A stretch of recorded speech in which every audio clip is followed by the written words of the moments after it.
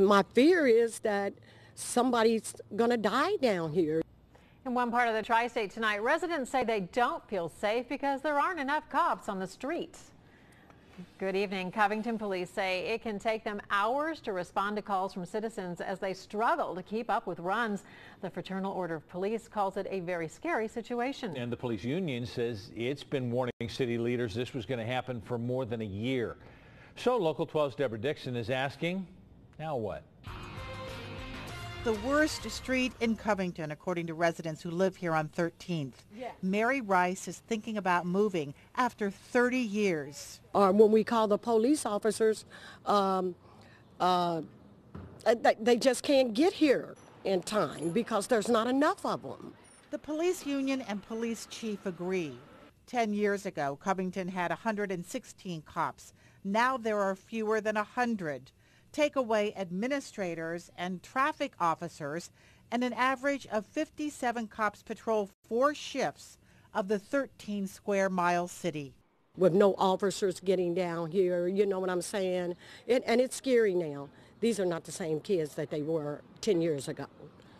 And you do not feel safe in your own? No, I do not feel safe. We're, again, answering calls that are held for an hour, maybe even more, just because we don't have the officers to respond. Last week, the chief and the assistant chiefs were actually manning calls on the streets during the daytime because we didn't have the manpower. In June, Covington cops worked more than 1,100 hours overtime.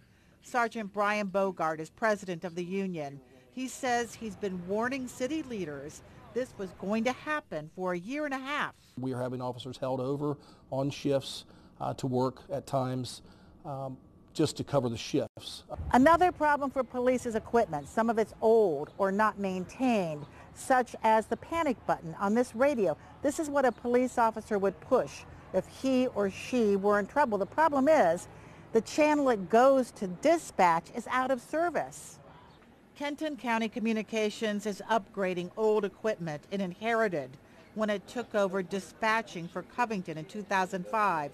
Last week, a part had to be flown in from the West Coast after another equipment failure that followed a power outage. We did not have any communications with the police, the fire. We did not have radios. We did not have computers. We did not have telephones. It's extremely scary. We've had situations in the last 2 weeks where our own police department has been unable to back up our fire department on emergency medical runs in a timely manner when there are dangerous situations, and that's really becoming unacceptable. But how did it get to this point? We were informed that everything was under control, that we're going to make some adjustments, but it will not impact. By whom? By the city manager and by the finance director. As the buck passes, everyone agrees on one thing. Something needs to be done now. The problem is it takes nearly a year of training before a recruit can patrol the city streets. Deborah Dixon, Local 12 News.